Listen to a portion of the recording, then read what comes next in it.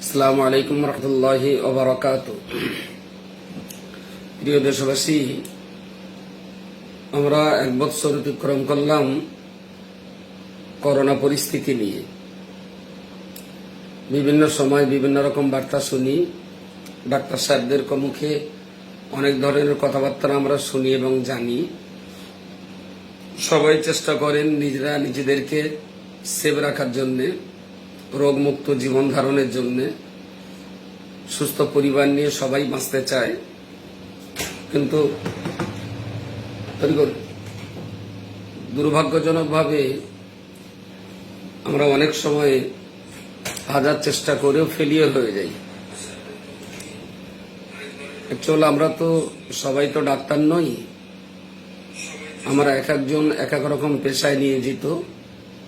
স্বাস্থ্যবিজ্ঞানী ডাক্তারগণ আমাদের যখন যেরকম ভাবে পরামর্শ দেন, আমরা তখন সেই রকম ভাবে জীবন ধারণের চেষ্টা করি। প্রথমত গত বছর 2019-এ নভেম্বর ডিসেম্বর নাগাদ যখন চায়নাতে এই কোভিড-19 নিয়ে প্রথম তোলপাড় শুরু হয়, আমরা তখনই ডাক্তারদের সঙ্গে কনফারেন্স করি। ডাক্তার মশাইরা আমাদেরকে অনেক রকমের পরামর্শ দেন। আমরা সেই পরামর্শ মতো মানুষকে বোঝাতে সচেষ্ট হই। মাস্ক ব্যবহার করা, স্যানিটাইজ করা এবং সেই সঙ্গে সঙ্গে কিছু ভিটামিনযুক্ত খাদ্য খাওয়া এবং নিজেদের শরীর স্বাস্থ্যকে সুন্দর রাখার জন্য ডাক্তারের আরো অনেকগুলো পরামর্শ আমরা মেনে চলার চেষ্টা করি। তার পরপরই একটার পর একটা পরিবর্তন হতে থাকে। ডাক্তারবাবুরা সিদ্ধান্ত পরিবর্তন, কখনো কখনো এক ডাক্তার একরকম বলেন, আর এক ডাক্তার আর এক রকম বলেন। মাস্ক আমরা ব্যবহার করি, যদি এই মুহূর্তে আমি মাস্ক ব্যবহার করছি না, কারণ আমার এই রুমে আমি একাই আছি। অনেক সময় দেখা যায় একটা মানুষ ঘরের ভিতরে একা বসে মাস্ক ব্যবহার করছেন। ডাক্তারবাবুরা বলছেন লং টাইম এই মাস্ক ব্যবহার করলে পরে এতে দমের কষ্ট আসতে পারে। অ্যাকচুয়াল মাস্কটা ব্যবহার করি আমার গায়ের ভাইরাস যাতে অন্যের গায়ে না লেগে যায়, আবার অন্যের দেহের ভাইরাস যাতে আমার দেহে সংক্রামিত না হয়, তার জন্যই তো মাস্ক ব্যবহার করা হয়। গাড়ির ভিতরে যদি একাই থাকি বা আমার পরিবারের ড্রাইভার হন, যার সঙ্গে আমার দিনরাত একসঙ্গেই থাকা, সেখানেও যদি কেউ মাস্ক ব্যবহার না করেন, আমার মনে হয় সেটা দোষের নয়। তবে বাজারঘাটে দুজন তিনজনের অধিক আমার পরিবারের মানুষের, বাইরের মানুষের সঙ্গে যখনই আমার কথাবার্তা বা কাছাকাছি, তখনই নিশ্চয়ই একটু দূরত্ব বজায় রেখে চলা এবং মাস্ক ব্যবহার করা অত্যন্ত জরুরি। কিন্তু ডাক্তারবাবুরা আমাদের যখন যেমন বলছেন, আমরা তেমন ভাবেই নিজেদের জীবনকে পরিচালনা করার চেষ্টা করছি। এক্ষুনি যেটা সবচেয়ে ভয়ঙ্কর বিষয় হয়ে দাঁড়িয়েছে, দমের কষ্ট। এই রোগে দমের কষ্টের কারণে অক্সিজেন এত পরিমাণ ক্রাইসিস হয়েছে হসপিটালগুলোতে, নার্সিংহোমগুলোতে বা প্রাইভেট ডাক্তারখানাতে। যখনই কোনো রোগীর অক্সিজেনের প্রয়োজন হচ্ছে, তখন রোগীর আত্মীয় স্বজন তারা হাঁপিয়ে উঠছেন, অক্সিজেন সংগ্রহ করতে পারছেন না।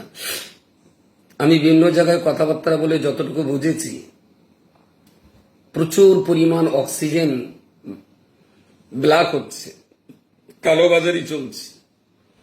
অনেক মানুষ টাকার জোরে অক্সিজেন কিনে বাড়িতে রেখেছেন, কোনো প্রয়োজন নেই, কোনো রোগী নেই। পরে যদি কেউ রোগাক্রান্ত হন, তাহলে অক্সিজেন যাতে খুঁজতে না হয়, তার জন্য তারা অ্যাডভান্টেজ করে রেখেছেন। এতে হচ্ছে কি, প্রকৃত অর্থে যারা রোগী তারা অক্সিজেন পাচ্ছেন না। আমি অন্তত বলবো, যারা অক্সিজেন কিনে বাড়িতে ফেলে রেখেছেন, এই কঠিন সময়ে তারা দেশের জনগণের সঙ্গে ব্যবহারটা ভালো করছেন না। আপনি অক্সিজেন কিনে বাড়িতে কেন ফেলে রেখেছেন? বরঞ্চ আপনি কামনা করুন এই রোগ যেন আপনার বাড়িতে প্রবেশ না করে। অক্সিজেন ছেড়ে দিন, যাদের প্রয়োজন তারা ব্যবহার করুক। বহু মানুষ অক্সিজেনের জন্য কষ্ট পাচ্ছেন। সেকেন্ড যেটা আমার কাছে অত্যন্ত প্রয়োজন বলে মনে হয়েছে, সেটা হলো আতঙ্ক। মানুষ এত অধিক পরিমাণ আতঙ্কিত হচ্ছেন এই রোগের কারণে, এত বেশি পরিমাণ মানুষ আতঙ্কিত হচ্ছেন। স্বাভাবিকভাবে ভয় এবং আতঙ্কের কারণে মানুষ বিনা রোগেও অনেক সময় তার দমের কষ্ট আসতে পারে। বিভিন্ন সময় আমরা বিভিন্ন কথা শুনছি, তবে দেখা গেছে একজন মানুষের 4 দিন আগে সব টেস্ট করার জন্য দেওয়া হয়েছে সে কোভিড-19 আক্রান্ত হয়েছেন বা হয়নি এটা বোঝার জন্য। 4 দিন পর্যন্ত একদম সুস্থ আছে, ঘোরাফেরা করছে, খাওয়া দাওয়া করছে, তার চালচলনের কোন রকমের কোনো পরিবর্তন নেই, তার দেহে কোনো অসুস্থতা নেই।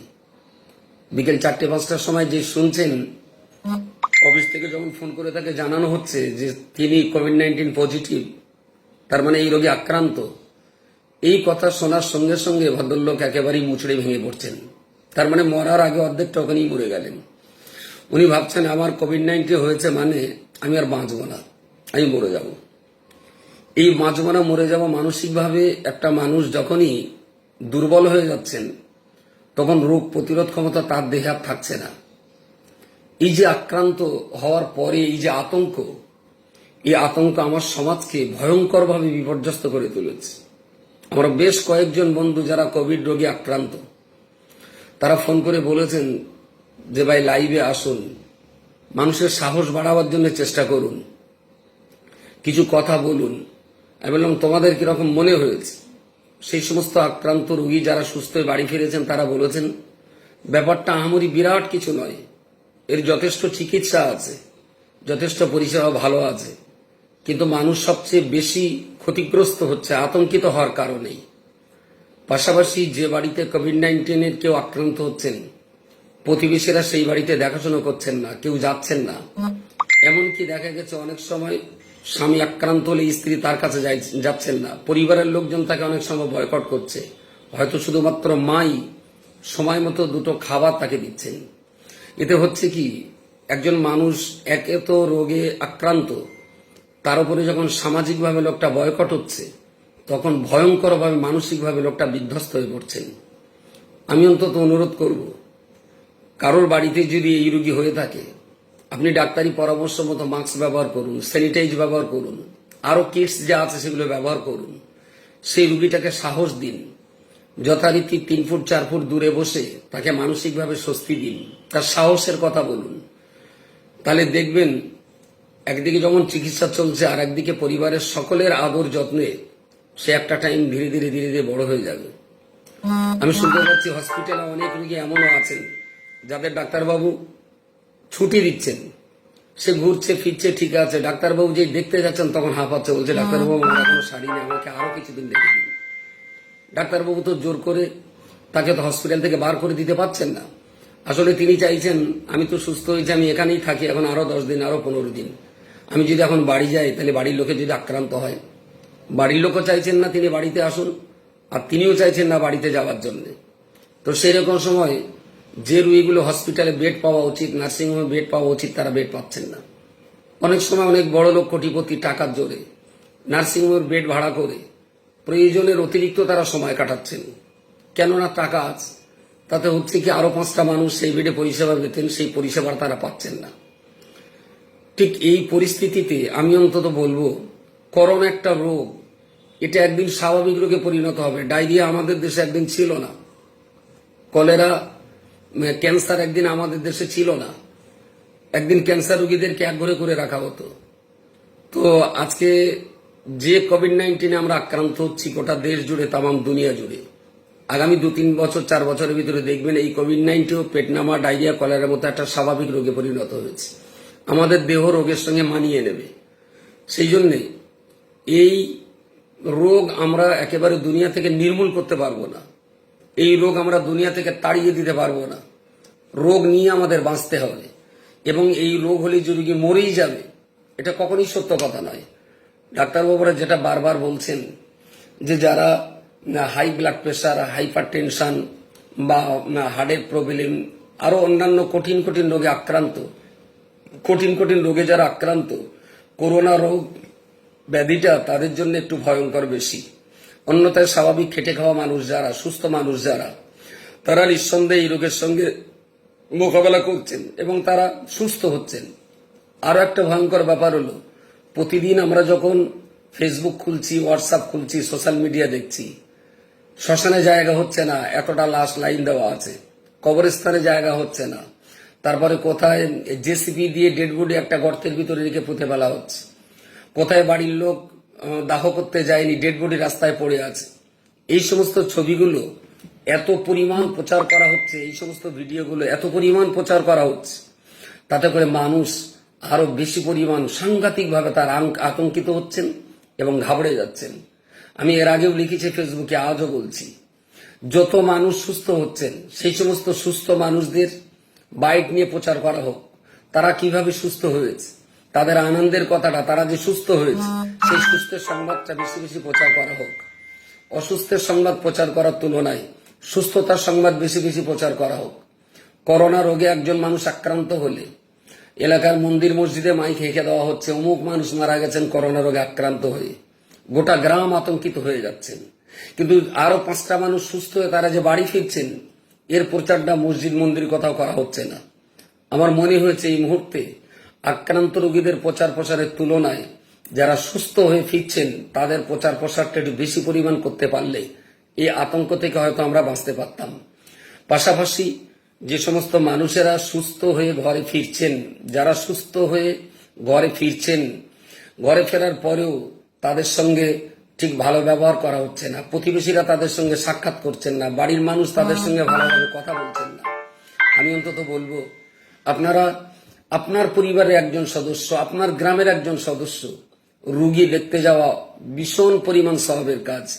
প্রিয় রাসূল বলেছেন, কোন মানুষ যখন কোন রোগীর সেবা করতে যান, আজকে হসপিটালগুলোতে নার্স যারা রয়েছেন, হসপিটালের পরিষেবা দিচ্ছেন, ডাক্তারবাবু যারা আছেন, তারা তো রাতের রাত দিনের দিন, তাদের খাওয়া নেই, ঘুম নেই, বিরাম বিশ্রাম নেই, অসম্ভব ধরনের তারা মেহনত আর পরিশ্রম করে চলছেন। তাদেরও তো মৃত্যুর ভয় আছে, তাদেরও তো জীবনের ভয় আছে, তাদেরও তো পরিবার আছে। আপনার পরিবারের সদস্যের জন্য ডাক্তারবাবু, নার্স, হসপিটালের সেবক যারা, তারা যদি এত মেহনত করতে পারেন, আপনি আপনার বাড়ির মানুষটার সঙ্গে দুর্ব্যবহার কেন করবেন? তাকে খুব কাছ থেকে আদর যত্নে রাখুন। আপনি সরকারি বিধিবদ্ধ নিয়ম কানুন, মাস্ক ব্যবহার করুন, স্যানিটাইজ করুন, ঘর মাঝে মাঝে সাবান জল দিয়ে পানি দিয়ে সুন্দর করে পরিষ্কার পরিচ্ছন্ন করুন। কেউ তো আপনাকে বারণ করেনি।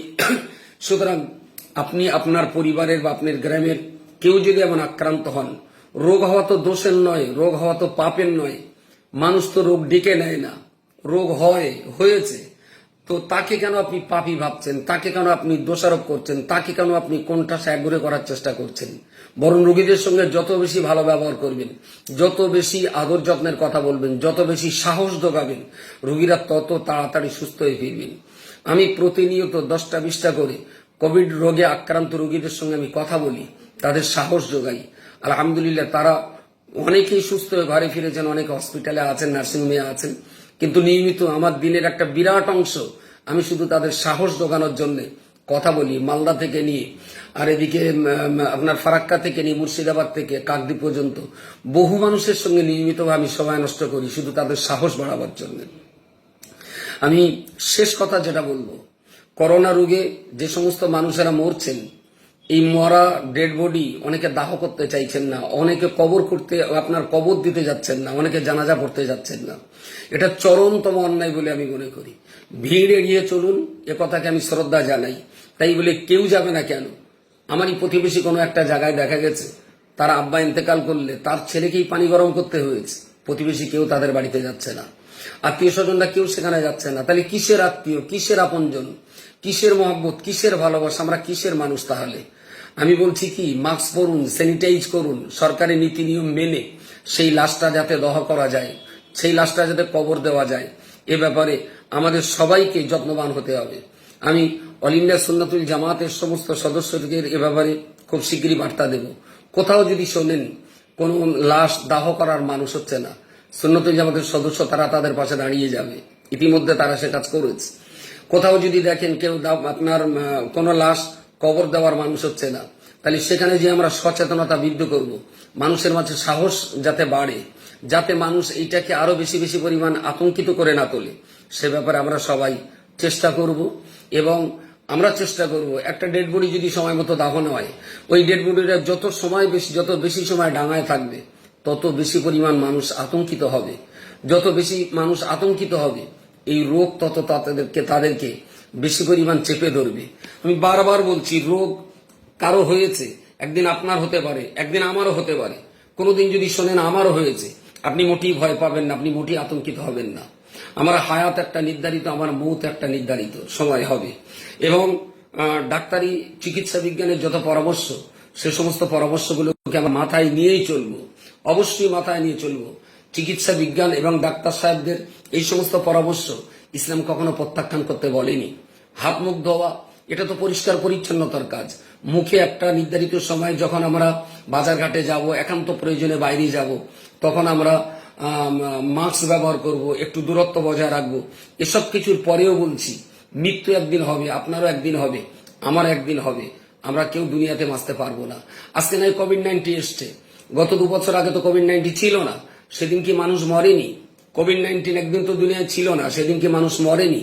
তাহলে মরে আমাদেরকে যেতেই হবে, তা মনে রাখতে হবে। তবে যতদিন আমরা বেঁচে থাকবো, সুস্থ দেহ নিয়ে আমরা বাঁচতে চাই। তাই কোনো মানুষ যদি আক্রান্ত হয়, তাকে আমরা ঘৃণা করব না, তাকে দোষারোপ করব না। কোনো মানুষ যদি দুনিয়া ছেড়ে বিদায় গ্রহণ করেন, তাকে আমরা খুব স্বাভাবিকভাবেই আদর যত্নের সঙ্গে তাকে আমরা সৎ কাজগুলো সুসম্পন্ন করতে পারি। সে ব্যাপারেই আমরা আরো গভীরভাবে লক্ষ্য রাখবো, যেন আমাদের মনুষ্যত্বকে আমরা হারিয়ে না ফেলি, আমাদের মনুষ্যত্বকে যেন আমরা শেষ না করে ফেলি। এ ব্যাপারে সরকার, পুলিশ, প্রশাসন সবাই চেষ্টা করছেন কোভিড থেকে দেশের জনগণ যাতে মুক্ত থাকতে পারেন। আমরাও চেষ্টা করছি, আপনারাও চেষ্টা করুন। নিবেদন আপনাদের কাছে, কাউকে আতঙ্কিত করবেন না, আতঙ্ক ছড়াবেন না। আবার যেন মানুষ এই আতঙ্কিত না করার কারণে মানুষ যেন বেপরোয়া হয়ে ইচ্ছা মতো বাজারঘাটে ঘুরবে, ইচ্ছা মতো আড্ডা মাস্ক ব্যবহার করবে না, স্যানিটাইজ করবে না, একেবারে স্বাভাবিক জীবনযাপন করবে। এটাও যেন না হয়, বেপরোয়া যেন হয়ে না পড়ে। এ ব্যাপারে সবাইকে আমি সতর্ক থাকার জন্য অনুরোধ করছি। সবাই ভালো থাকুন, সুস্থ থাকুন। এবং আমরা মানুষের জন্য যদি আমি কাজ করতে পারি, আমার জন্য যদি আপনি কাজ করতে পারেন, তাহলে আমাদের আনন্দ থাকবে, ভালো থাকবে, আমরা ভালো হব, আমাদের ইহকাল ভালো হবে, আমাদের পরকাল ভালো হবে। এ কথাটুকু বলে আপনাদের সবাইকে আমার আন্তরিক শ্রদ্ধা, ভালোবাসা জ্ঞাপন করছি। সবাই সুস্থ থাকুন, সতর্ক থাকুন, সরকারি, পুলিশ, প্রশাসনের আইনের প্রতি শ্রদ্ধা জানিয়ে এবং সততা, নিষ্ঠা, আদর্শের সাথে জীবনযাপন করুন। যারা অনেক কিছু জানতে চেয়েছেন, কমেন্ট বক্সে আমি দেখেছি, আমি কমেন্টগুলো দেখে পরে আপনাদের সমস্ত প্রশ্নের উত্তর দেওয়ার চেষ্টা করছি ইনশাআল্লাহ। আসসালামু আলাইকুম রহমতুল্লাহি ওয়া বারাকাতুহু।